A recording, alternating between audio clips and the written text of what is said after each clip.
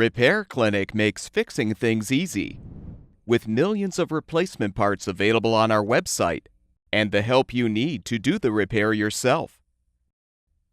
Before you replace the access panel on your canopy vent hood, place a blanket over the cooktop to protect the surface. Now rotate the access panel down.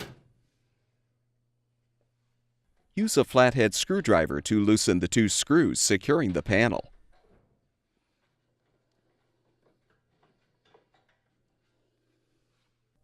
Fully unthread the screws to release the old panel.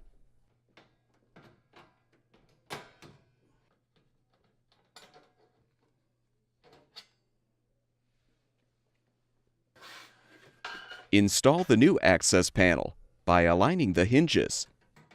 Then thread and tighten the two screws to secure.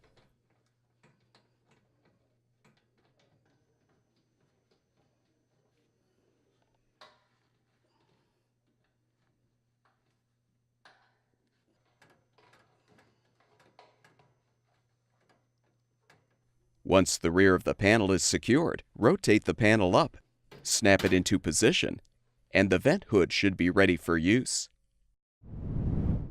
At Repair Clinic, we make fixing things easy.